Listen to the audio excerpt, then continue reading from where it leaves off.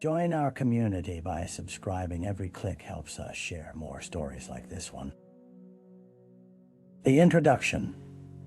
The small town of Crestwood lay nestled between rolling hills, its tranquility pierced only by the distant chirping of cicadas on warm summer nights. With a population barely exceeding 3,000, it was the kind of place where everyone knew their neighbors, and secrets seemed to vanish like the morning mist. But beneath the veneer of this picturesque setting, darkness festered. On a sultry August evening in 2012, the harmony was shattered. Sarah Lawton, a vibrant 23-year-old teacher beloved by her students and colleagues alike, was reported missing. The alarm was sounded by her best friend, Lisa, who hadn't heard from Sarah for over 24 hours. A routine visit to the local market had turned into a ghostly absence, and the town's sense of security began to unravel. As authorities scrambled to piece together Sarah's final movements, they painted a picture of her life. Known for her impromptu hikes and penchant for late-night stargazing, Sarah often ventured into the nearby woods behind her home. She loved nature's embrace. Yet that same wilderness would soon transform into a chilling backdrop for a crime that shook the community to its core. It took just 3 days for the search efforts to escalate. Town volunteers, equipped with flashlights and determination, combed through thick underbrush, while law enforcement set up a command center at Crestwood Park. The scent of apprehension hung heavy in the air, the community holding its breath, hoping for a miracle return that now seemed increasingly unlikely. Sarah's absence loomed large, an ominous dark cloud that promised to engulf Crestwood in a storm of fear and uncertainty. The victim. Sarah Lawton was more than just a name on a missing persons report. She was a life fully lived. Growing up in Crestwood, she was the radiant daughter of 2 local shop owners who instilled in her a fierce sense of community and compassion. Sarah's laughter, a bright chime that echoed through the halls of Crestwood High, left an indelible mark on everyone she encountered. Students adored her, often exclaiming that her science classes were the highlight of their day, punctuated by engaging experiments that sparkled with her infectious enthusiasm. Only last month, she had organized a summer camp for underprivileged children, bridging the gap between socioeconomic divides in the community. Her relentless commitment revealed the innate altruism that defined Sarah's spirit, making her disappearance all the more harrowing. With each passing hour, her absence morphed from a puzzle to a terrifying reality for the townsfolk who had come to rely on her kindness. As investigators delved into Sarah's life, they sought insights from friends and coworkers, each recounting stories of her unwavering optimism and the fierce determination that motivated her. Yet, within their nostalgia lay traces of concern. Sarah had recently confided in Lisa about an unsettling encounter with a man in the woods. Though she brushed it off, the conversation replayed in Lisa's mind like a sinister warning. Digging deeper, detectives learned from Sarah's social media that she often posted late-night hiking photos and musings about the beauty of nature. The woods were both her sanctuary and, it would seem, her eventual peril. Each revelation seemed to deepen the chasm of desperation surrounding her case, fueling the anxious search for answers. In a town where safety felt inherent, unearthing the threads of fear woven into Sarah's life became paramount for those left hunting for hope. The crime scene. The afternoon sun filtered through the dense canopy of trees, casting flickering shadows on the ground as investigators made their way into the thick underbrush behind Sarah Lawton's home. The air was heavy with humidity, a kind of cloying warmth that seeped into the skin and seemed to stifle breaths. With each crunch of twigs underfoot, the searchers felt a collective weight pressing heavier upon their shoulders, the forest holding its breath with them. It was on the 6th day of the search that a local hunter stumbled upon something out of place, a flash of color amid the greens and browns of the woods. An abandoned backpack, slightly torn, lay nestled against a gnarled tree trunk. Inside, authorities found personal items bearing Sarah's name: an empty water bottle, a crumpled map, and a photograph of her and Lisa, smiling widely on a camping trip just a year prior. But it was the faint scent of something sinister that compelled the officers to continue their search. As dusk settled over Crestwood, the forest was transformed into a mosaic of shadows and rustling sound. The team combed through the foliage, eyes scanning for the slightest deviation in the natural landscape. Then, amidst a cluster of ferns, they caught sight of a police-issued orange Kania, stark contrast to the serene surroundings. The moment was electrifying. Heart rates quickened, breaths held tight. Grasping the cone, officers marked the spot, revealing a patch of disturbed earth.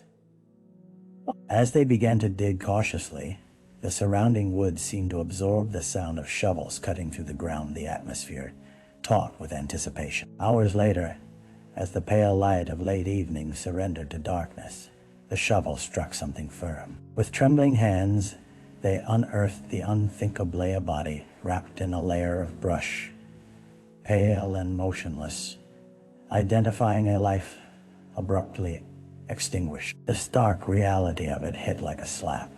Sarah Lawton was gone, and the calm of Crestwood would never return. The town, once stitched tightly with threads of fellowship, now unraveled into a tapestry of fear, anger, and sorrow, as they collectively grappled with the grim certainty of what had transpired in their woods. The early investigation.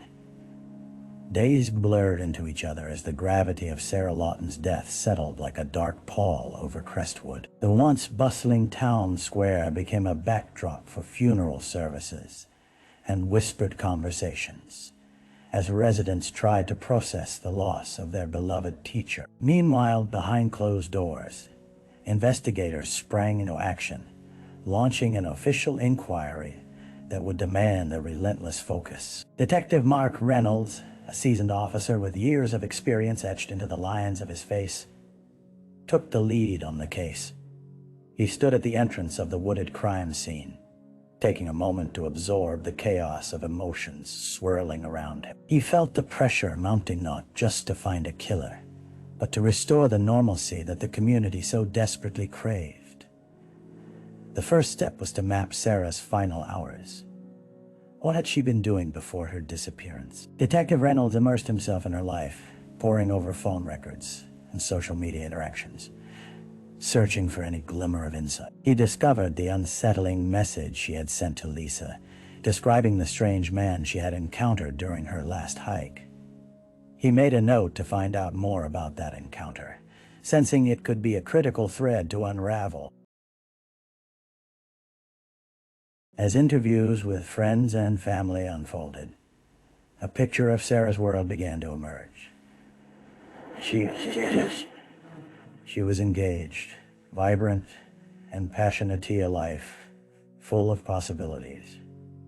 Yet there lingered the mention of someone who stood out in the shadows. A transient often seen lurking in the outskirts of the town, known for his erratic behavior. Locals claimed he had likely camped in the very woods where Sarah had often sought solace. In a tightly knit community like Crestwood, where acquaintances bound people together, the search for answers quickly morphed into speculation. Rumors spread like fire, fueled by grief and fear. Was it truly a stranger lurking in the woods? Or was there a deeper malice, hidden amidst the familiar faces of the town? Detective Reynolds could feel the echoes of panic a town on edge, as he began to chart a path through complicating layers of heartache and suspicion that clouded the investigation. Time was of the essence and needed to peel back the facade of safety that had been shattered before the darkness enveloped Crestwood completely. The dead ends. As the investigation deepened, the initial fervor began to yield to the haunting silence of frustration. Detective Mark Reynolds had navigated a dozen leads and chased countless whispers, only to find himself staring into a growing chasm of uncertainty. The transient, who had only recently injected himself into conversations around town, had moved on just days before Sarah's disappearance, leaving no significant trace. The people of Crestwood, anxious for resolution, were beginning to grow restless. Each day brought fresh headlines, each article painting new theories that fluttered through town like autumn leaves caught in a gust. Some fingers pointed to the town's own, citing jealousy from a disgruntled coworker. Others mused that perhaps Sarah's altruistic endeavors had inadvertently rubbed someone the wrong way. But all roads seemed to lead to dead ends.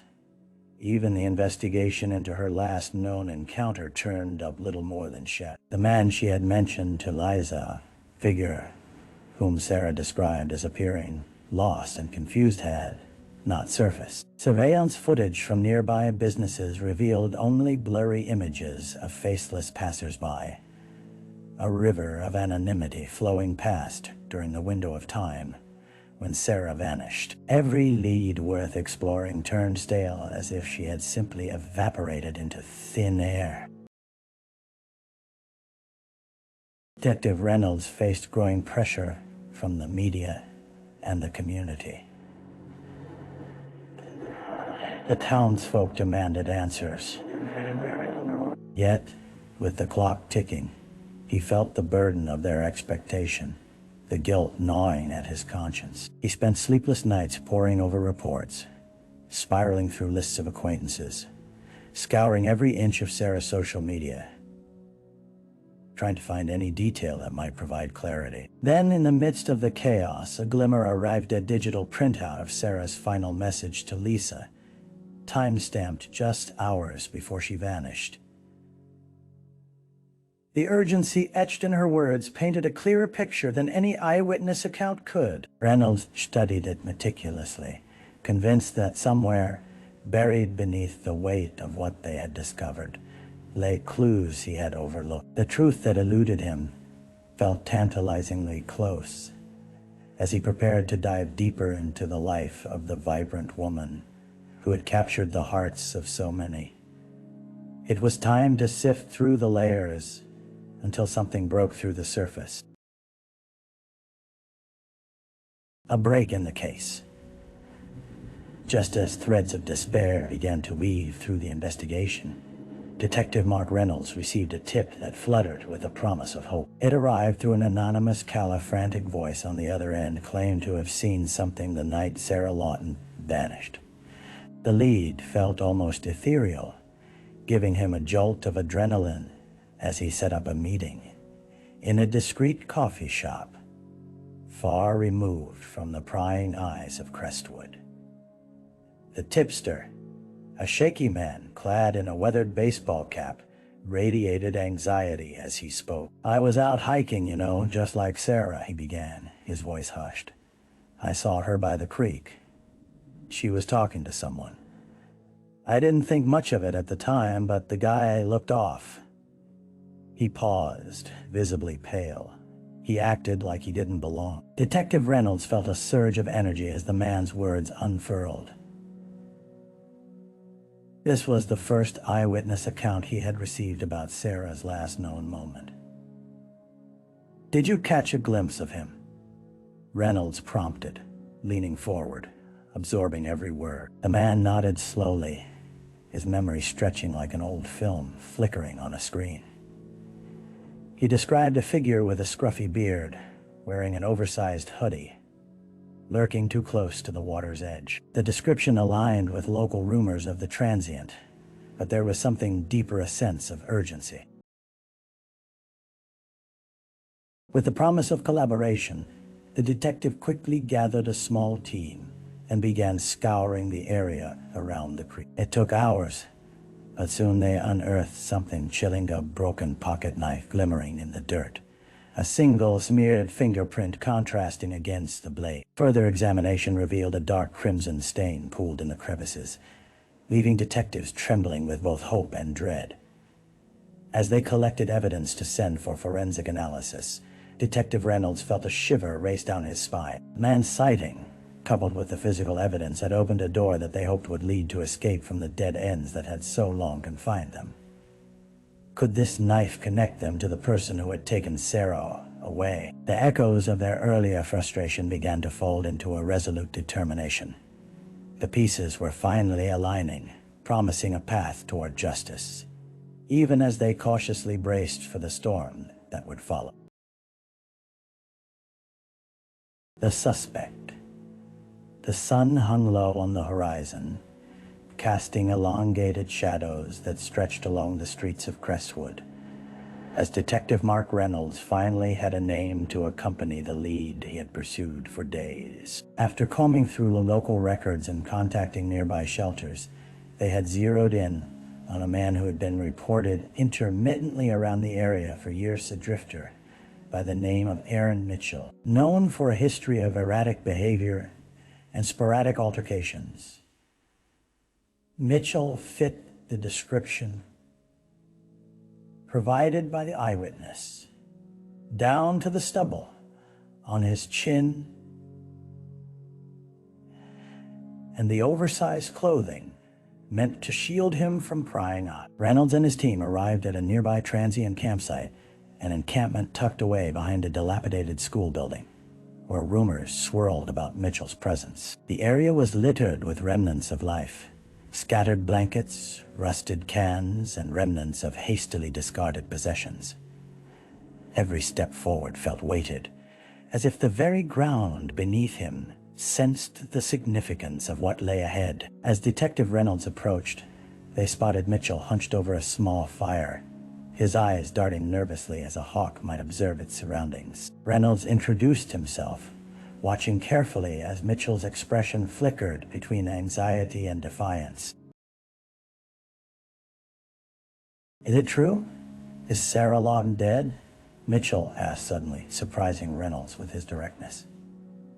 The way he spoke lacked the remorse one might expect, hinting instead at a curiosity laced with an instinct to deflect. Reynolds pressed on, noting the inflection in the man's voice, as if he had been waiting for this question to be raised. As the interrogation unfolded, they extracted fragments of his life-brief stays in shelters, odd jobs that he never lasted long enough to complete, and a mysterious gap of time coinciding with Sarah's disappearance. The knots in Reynolds' stomach tightened when Mitchell seemed almost too willing to talk, offering unsolicited details that danced around the growing case against him. Statements turned from innocent to unsettling as Mitchell began detailing his encounters near the creek, the very location where Sarah had last been seen. He claimed he had no intention of harm, but his erratic tale unraveled like a dark ribbon, leading authorities to wonder about the motivations hidden behind those peering eyes. With remarkably few connections to prove his innocence,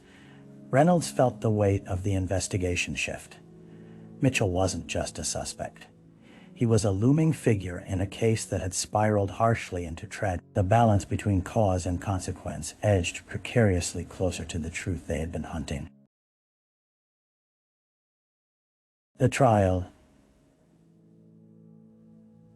As the crisp autumn leaves began to swirl around the courthouse steps, the atmosphere in Crestwood shifted from uncertainty to tense anticipation. The trial of Aaron Mitchell had become a focal point for a grieving town, drawing attention from nearby communities and swelling the ranks of spectators eager for justice. The historic building, with its heavy wooden doors and imposing facade, now felt like the arena where both truth and sorrow collided. Detective Mark Reynolds walked into the courtroom, and the moment he stepped inside, he sensed the weight of the moment. The once familiar faces of friends and colleagues wore expressions etched with anguish, each sporting the hopeful glimmer of justice amid their grief. The atmosphere felt electric, thick with expectation as everyone settled into their seats, bracing for what would unfold. The prosecution presented their case methodically, laying out a timeline supported by forensic evidence: the broken knife found near the creek, the fingerprints that led back to Mitchell, and the eyewitness account that placed him at the scene of Sarah Lawton's last known moments. Each piece felt like a nail being driven home, showcasing the chilling probability of guilt. Yet, as the state laid bare its evidence, Mitchell's defense attorney wove a narrative that attempted to complicate the picture of a straightforward murder, declaring the evidence circumstantial and insinuating that the town itself had cast him as a scapegoat. Days turned into weeks as witnesses were called, and with each testimony, the emotional burden intensified. Sarah's family bravely recounted the impact of her absence, their voices breaking with raw grief as they faced the man accused of shattering their lives. Mitchell sat stoically, often glancing at the jury with an inscrutable expression that belied the tension simmering beneath the surface. As the defense launched its case, attempting to implant reasonable doubt about Mitchell's involvement, the courtroom turned into a battleground of narratives, where perception clashed with reality. Detective Reynolds watched carefully, acutely aware of the fragility of the situation. In moments filled with tension, glances would dart between familiars and strangers alike. Questions hung heavy in the air, and hearts seemed to collectively pause with an unspoken prayer for justice.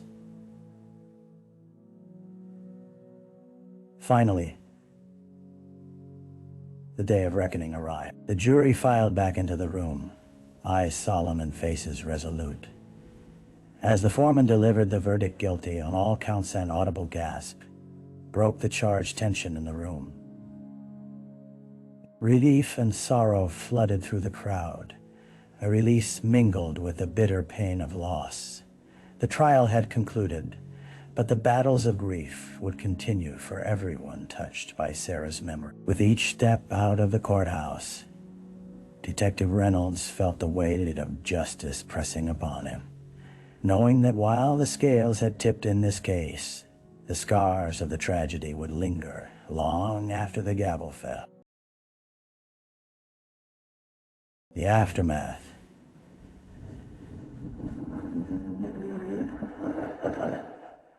The chill of late autumn settled into Crestwood like a heavy blanket, and as the final leaves fell, the town, though freed from the chains of uncertainty, felt irrevocably altered. The chatter and laughter that once filled the local cafes and parks were now steeped in somber reflection, a shadow cast by the loss of one of their own. The courtroom verdict had brought a measure of closure, yet Sarah Lawton remained an indelible presence in the community name, whispered in remembrance, a ghost haunting the familiar paths of their town. In the weeks following the trial, the residents adjusted to a new normal. Various memorials for Sarah sprouted throughout Crestwood. Artwork tributes created by students adorned the school walls, each one a testimony of their love for their teacher. Monthly Sarah Days were established, where townsfolk would gather to reflect on her legacy, sharing stories, planting trees, and continuing her charitable efforts to support disadvantaged children. The community rallied, a poignant reminder of the spirit that had once filled the town, and an attempt to transform grief into something constructive. For Detective Mark Reynolds, the aftermath of the case was bittersweet. He had performed his duty, but no victory felt wholly triumphant when weighed against the devastation of law. In the quiet moments at his desk, he'd sift through the evidence boxes one last time, each piece a reminder of how close they had come to losing everything. The lingering doubts about whether justice had truly been served gnawed at him. Had they truly understood the motivations behind Mitchell's actions? The unpredictability of human nature haunted him, a specter reminding him of the fragility of safety in a seemingly small town. As winter crept closer, Reynolds organized a community forum with the aim of addressing public concerns about safety and preventive measures to avoid a repeat of past horror. Conversations flowed freely. Voices were raised, and emotions ran high. As residents wrestled with their anxieties, they forged a path towards healing together, sharing resources and establishing programs to ensure that voices like Sarah's would never be silenced again. In the depths of his heart, however, Reynolds knew the scars would remain. The woods behind Sarah's home, once a sanctuary for her and other adventurers, stood as a stark reminder of deceit and vulnerability. While the verdict had closed a chapter, life in Crestwood would forever weave a narrative touched by loss and a flickering hope for peace amid the nighted journey that would require healing, resilience, and an unwavering commitment to remember. Reflection.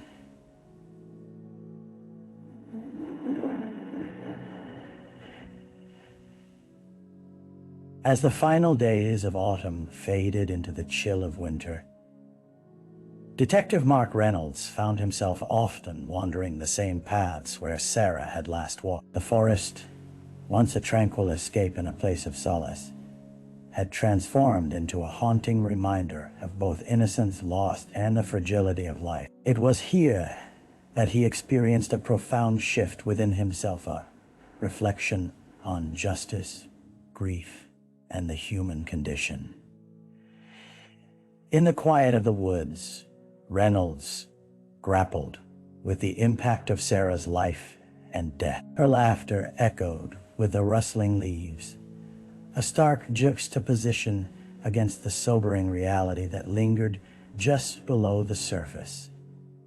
The memories of her kindness and commitment to others became entwined with the bitterness of her loss. Each step he took felt like a tribute, a way to honor a life that had ignited flames of change in the hearts of those around her. He questioned the very nature of justice. For every closure, there was a story left untold, and for every victim, a family left grieving.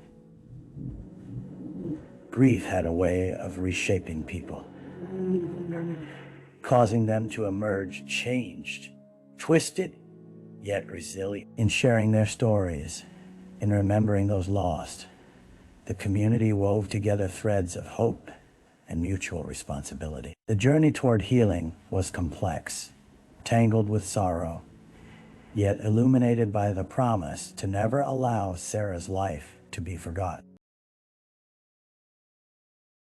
As winter took root and snow blanketed the ground, Reynolds carried with him a renewed commitment as the new year dawned, a promise to maintain vigilance, to represent those who could no longer voice their truths, and to keep the memory of Sarah Lawton alive as a beacon for others who may one day wander these woods.